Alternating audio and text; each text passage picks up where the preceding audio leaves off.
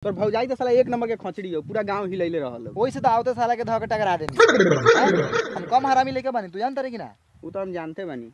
तब काफी चलावत रे। चला दे ना, मजा आओ। अरे अरे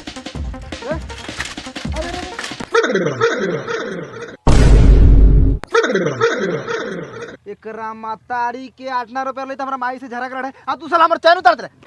खानदान में साला साइकिल है हैं?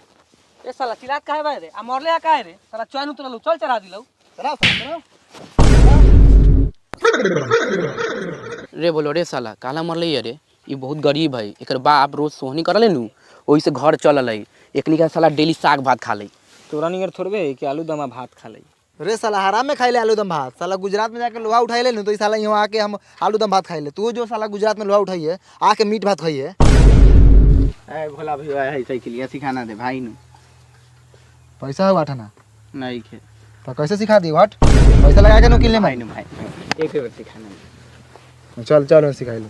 चल अब बिलाई बैठ बैठ। रे साला ऊपर ना बैठ, सीट पर। सीट पर हाँ ले भैया सीट पर बैठ गनी। आ हंडील पूरा सीधा पकड़। हां देख ला ई साला पेट माधरा के लबर लबर कैल। हंडील पूरा सीधा पकड़ पूरा सीधा और सामने देख। हां जैसे तू पूरा स्पीड में पूरा तेजी में साइकिल चलावत रे, पूरा रफ्तार में बारे। हां आते आते आते आते जाते जाते जाते जाते अगर हई छेरहिया आई पेट माधरा सामने आ गए, तू केकरा के मरबे? हम छेरैया के उड़ा देम भाई। देखना ले साला के दो गलाई बेतियाल देखत न मारे सा हैं? साला वही से हम साला कोनो को साइकिल लेके सिखावत। ई साला ई छेरहिया के बाप भूजा बेचले गरीब लइका बा, एके ठोकर मार दी हैं? लेकिन हई साला साइकिल में ब्रेक देले बा, लेकिन ब्रेक ना मारी। हट हट उधर चल हट। साइकिल से साले एगो जीव के हत्या कर दिया साले, ब्रेक ना मारियन। आओ रे चिरैया आओ बैठ, तोरा के सिखालो। आओ बैठ। ना हम ना सीखम, हमरा डर लागल है। डर लागल हो तो चल घरे चल। चल तोनी के बैठा के ले चल तनी चल। हमहू बैठम। बैठ बैठ। हां मनी तोनी का ठेल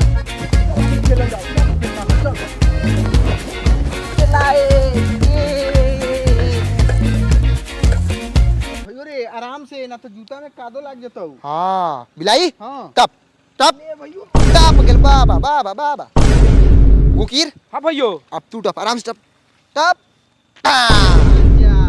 टप गेल पेट माधर टप। ए भोला हमरा से ना टपल जाता, हमार पेट भारी बा। रोक, हमरा लगे एगो उपाय बा। गुकीर हां भैया हेकर हाथ पकड़िए। अरे बाप रे बाप, हम ना कूदम। अरे बाप रे ए ना गिरबे, हमनी बानी नु। आराम से बाप रे बाप, आराम से माई रे आराम से माई रे आराम से। ए ए बाप रे बाप गिर जाम रे। अरे बाप रे पकड़ चरइयो तू पकड़ चल अरे बाप अरे बाप अरे बाप गिर जाम। धर साला अरे बाप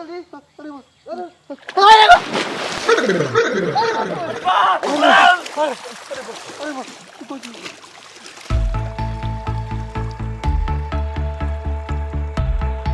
साला हमार नया पैंट और साला भिजा देल, तोरा माये के लौका काट लेम।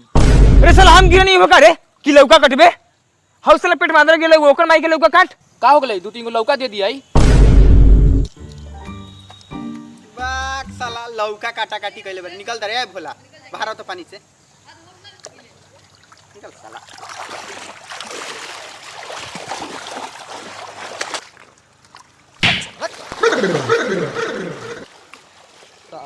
साला ये 1.5 कुंटल के बा सर भाई, साला कम भारी भाई। चल साला सा चल जल्दी। पापा हमर बाहर से आइल बा, साले खिसियत बा, नौटंकी कइले बा साले लोग। ए बिलाई हां सुन ना बिलाई, हां बोल ना भाई। तोर पापा बाहर से आ गेलो? हां कहिया लौआ? कालू सांझे के अलवा आ कहां रहत लौआ? तिनसुकिया आसाम रहल बा पापा।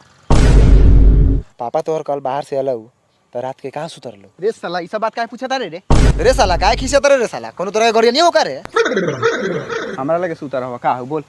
ऐसे बोल ना। अब बिलाई आ माई तो नानी किने गेलो का? ना घरे बा काहे ला। तब तो ठीक है हौ। अरे बाप रे बाप, अरे माई रे माई रे छेरा यार रे घुकिरवा हेने और साला बड़ी गंदा बात बोले बारे दादा।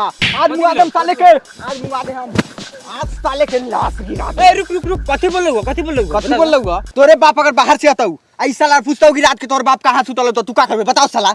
हम तो साले के जबे कह दे हम। जबे कानू देबे आई देख साला ई केस झारता। मार साले के, मार साले के। अरे मार साले के हगा दे। हल्ले बिलैया कोख में अरे सगर मार दो रे मार दो रे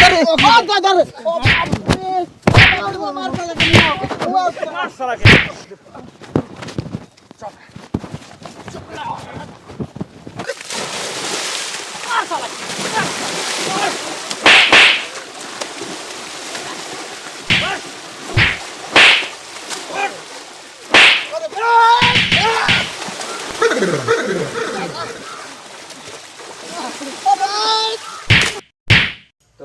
गाइस अगर वीडियो अच्छी लगी तो लाइक कीजिए, कमेंट कीजिए, शेयर कीजिए। तो गाइस आप लोग के लिए एक सरप्राइज है, तो सरप्राइज मेहमान जी लेकर आएंगे। बहुत प्यारा बहुत सरप्राइज प्यारा सा है।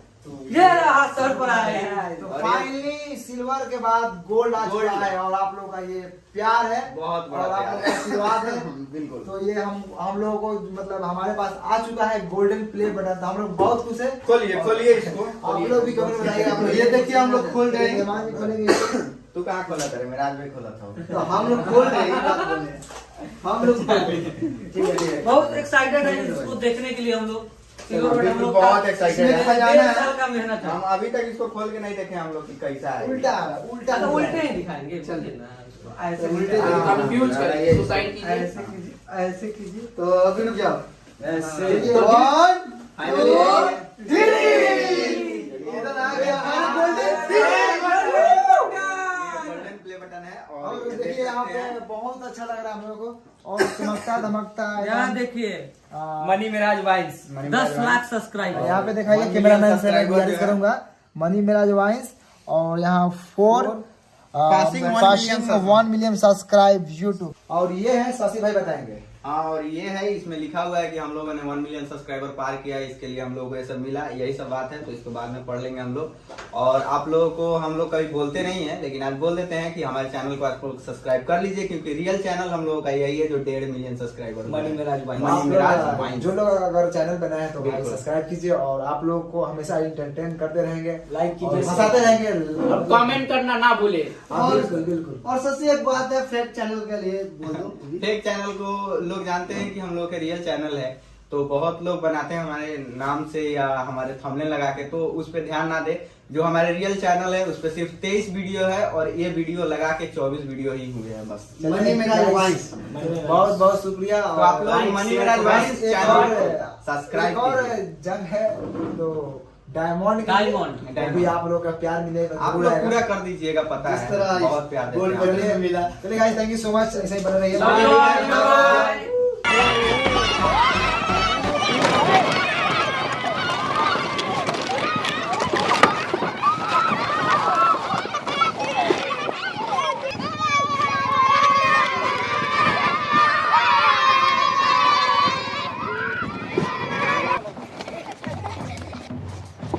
ना सुधर रे साला सा, ना सुधर रे।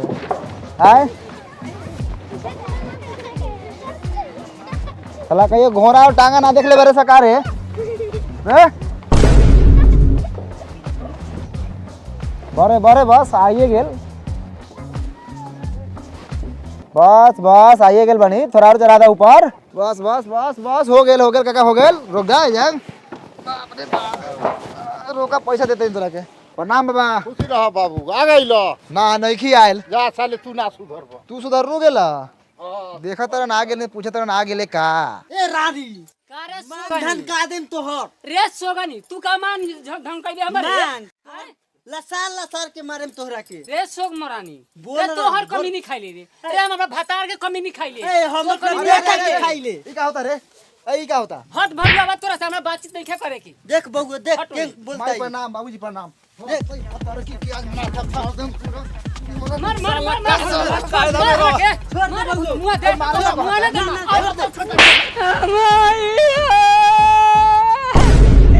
अन्ना पिया मुआ वाला का मार के दादा नु बरे माई है लकड़ी के हैं भल नु अभी लड़े ला बेचैन रख हैं आई आई आचरा और के करना का रोता कम लकड़ी नहीं खई पतर की खाली खेला पसर ले भाई हां रे साला भोलवा जॉनी जात पर हाथ उठा के ठीक ना कइले ह रे साला भरुआ साला मेहरारू के पक्ष लड़ता रे साला मेहर पसुआ साला छोड़ दे बउआ मेहरारू के साला पक्ष लड़ता ही पानी पी ले चल चल छोड़ पानी पी ली चल पानी पी ला पानी पियम साला के आज खून पियम आउ साला के मेहरारू के लाश निकली तब नाश्ता करम हम वो नाश्ता कर इधर माई बेग ले जो यही में सम पापड़ी खा लिए अब बाबू तोरा ला खैनी हो जा खा आओ रे आओ चल चल खेला करो खेला करे बारू मार के डांर छटका दे हम तोहर बाबू बेगवा में चॉकलेट के पैकेट है दे दे पता रखी के लइका से खतई होकर थोड़ा हम छेरहिया बिलैया से मिल के आओ तनी एगो साइकिलो किने के बा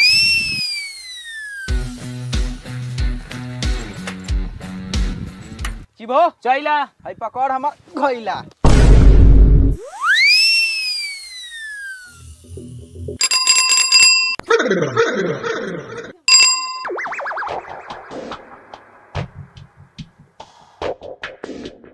रे ई त साला भोलवा हौ रे रे साला उ देख ना चश्मा लगैले हौ पूरा साला हीरो लेखा लागत हौ रे भोलवा हेने आओ